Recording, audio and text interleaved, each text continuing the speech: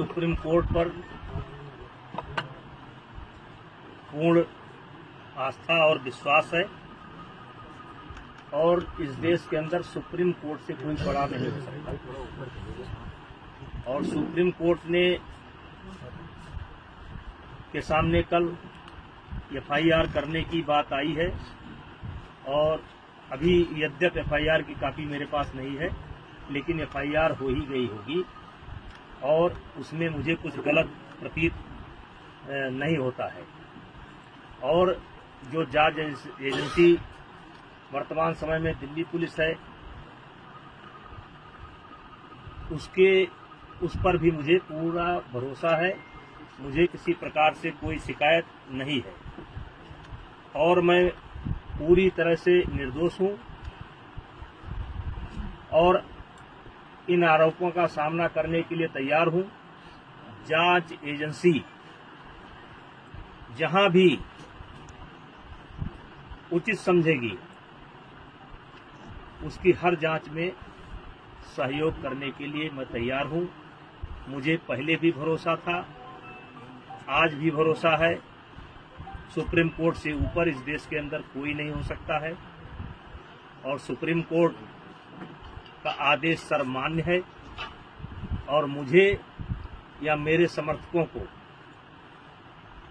ये आदेश सर्वमान्य है और मुझे जांच एजेंसी पर भी पूरा भरोसा है और मुझे और मेरे समर्थकों को न्याय मिलेगा, क्योंकि लगातार कई महीने से गाली पर गाली, गाली पर गाली, गाली पर गाली, आरोप पर आरोप, आरोप पर आरोप, इससे हमें भी कष्ट होता है, हमारे परिवार को भी कष्ट होता है, हमारे समर्थकों को भी कष्ट होता है। लेकिन हम चाहेंगे कि निष्पक्ष जांच जो सुप्रीम कोर्ट के आदेशानुसार दिल्ली पुलिस कर रही है वो करें और शीघ्र ही मेरा एक शब्द है कि शीघ्र ही जल्द से जल्द ये जांच पूरी करके जो भी कार्रवाई बनती हो उसे करना चाहिए। मुझे न्यायपालिका पर भरोसा है, जांच पर भरोसा है, देश के अंदर जो न्याय देने की प्रक्रिया है उस पर भरोसा है। अलग से मुझे कुछ नहीं करना। फेडरेशन का कोई रोल नहीं है, फेडरेशन का कोई रोल नहीं है और इन लोगों की डिमांड लगातार बदलती है।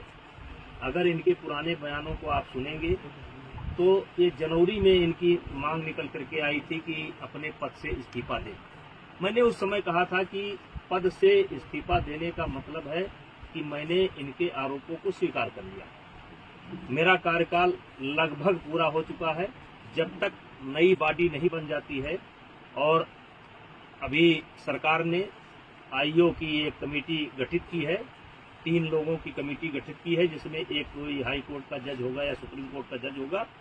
उनकी देखरेख में 45 दिनों के अंदर चुनाव संपन्न होना है। चुनाव संपन्न होते ही मेरा कार्यकाल स्वतः समाप्त हो जाएगा। इस्तीफा कोई इतनी बड़ी चीज नहीं है, लेकिन अपराधी बनकर नहीं, अपराधी बनकर के नहीं, मैं अपराधी नहीं हूँ। और इनकी डिमांड लगातार बदल रही है। अगर इनके बयान को आप सुनेंगे तो लगातार ये देखेंगे कि ये हर रोज एक नया मुद्दा लेकर के आ जाते हैं। इन्हीं के कहने पर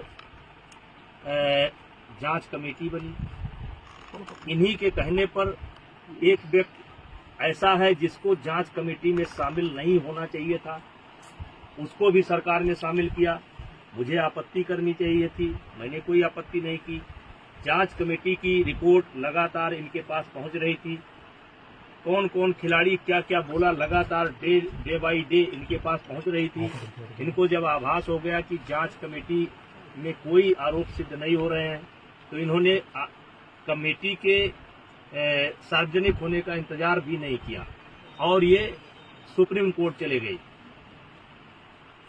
और एक कोई नया मामला लेकर के भी गए हैं। और सुप्रीम कोर्ट में नया मामला लेकर के गए हैं और इन्होंने जिन बच्चों को पहले पेश किया है, कोई नाबालिग, मैं नहीं जानता, ऐसा हवा में निकल करके आ रहा है कि उसमें से कोई नाबालिग है, तो मेरा सवाल यह है कि उसको जांच कमेटी के सामने क्यों नहीं पेश किया गया। और मैंने एक ऑडियो दिया है जिसमें एक खिलाड़ी, मैंने एक ऑडियो दिया है जिसमें धरने पर बैठा हुआ एक खिलाड़ी किसी लड़की से कह रहा है कि किसी भी लड़की का इंतजाम कर दो, किसी भी तरीके से इंतजाम कर दो। मतलब ये 4-4 महीना मेरे खिलाफ लोगों को उकसाएंगे, भड़काएंगे, सबूत इकट्ठा करेंगे और फिर 3 महीने बाद एक ले जाकर के फिर किसी न किसी को पेश कर देंगे। चलिए, मुझे उस पर भी कोई आपत्ति नहीं है, ये काम जांच एजेंसी का है, वो जांच एजेंसी अब काम करेगी। लेकिन हमने तो लगातार सरकार के फैसले का सम्मान किया और ये लगातार इसका उल्लंघन कर रहे हैं। रोज रोज ये नई डिमांड लेकर के आ जा रहे हैं। अब जांच एजेंसी की रिपोर्ट सार्वजनिक होने का इनको इंतजार करना चाहिए। फिर ये धरने पर बैठ गए। अब धरने पर बैठ गए, पहले इनकी मांग थी एफआईआर की जाए। चलिए भाई, इनकी मांग स्वीकार हो गई, अब एफआईआर हो गई। अब इनको चाहिए, अब कहते हैं कि जेल के अंदर होना चाहिए, सारे पदों से इस्तीफा देना चाहिए। तो ये जो मेरे पास, मैं लोकसभा का सदस्य हूँ, ये पद मुझे दिनेश फोगाट की कृपा से नहीं मिला है, हमारे क्षेत्र की जनता ने मुझे दे रखा है। और एक बार नहीं, 6 बार दे रखा है। 6 बार मुझको दिया, मेरी पत्नी को दिया, और उनको वो उनकी कृपा पर नहीं है। और कुश्ती संघ का अध्यक्ष पद भी उनकी कृपा पर नहीं है। मैं चुनाव लड़कर के जीता हूँ। और आपके माध्यम से आप सवाल पूछेंगे तो मैं कहना चाहता हूँ, एक ही परिवार और एक ही अखाड़ा क्यों? हरियाणा के अन्य खिलाड़ी क्यों नहीं? हिमाचल के, महाराष्ट्र के, मध्य प्रदेश के, केरला के, कर्नाटका के, तमिलनाडु के, बंगाल के, आसाम के, देश के अन्य प्रांतों के खिलाड़ी क्यों नहीं? 12 साल से लगातार इनके साथ यौन उत्पीड़न होता है, केवल इनके साथ।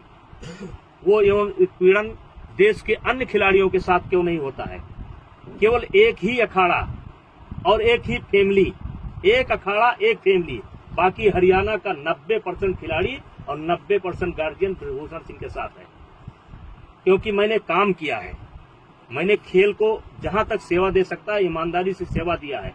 और इसीलिए आज देश का एक, जबकि इन्होंने कोई कसर नहीं छोड़ी है, इन्होंने कोई कसर नहीं छोड़ी है कि कोई निकल करके आ जाए। लेकिन एक सवाल मैं मीडिया के माध्यम से, आपके माध्यम से रखना चाहता हूं कि 12 साल से इनके साथ ही हो रहा है, एक अखाड़ा एक फैमिली।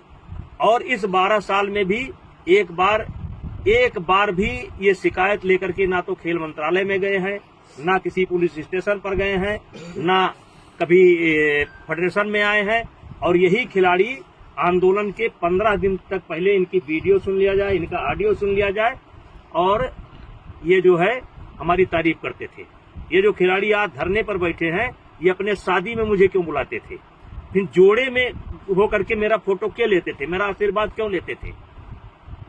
लेकिन मैं एक संवैधानिक पद पर हूँ, मेरी एक बोलने की मर्यादा है, उस मर्यादा के तहत मैं बोल रहा हूँ। अब मामला सुप्रीम कोर्ट के पाले में है, दिल्ली पुलिस के पाले में है, जो भी निर्णय करेगी हम। देखिए,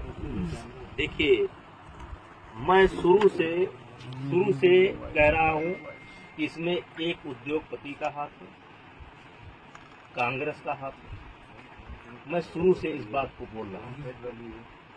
एक उद्योगपति, मैंने नाम नहीं बोला है कौन सा उद्योगपति, देश के कुछ उद्योगपतियों का इसमें हाथ है जिनको मुझसे कष्ट है, और कांग्रेस का हाथ है। शुरू बोला था, और आज दिखाई पड़ गया कि किसका हाथ है।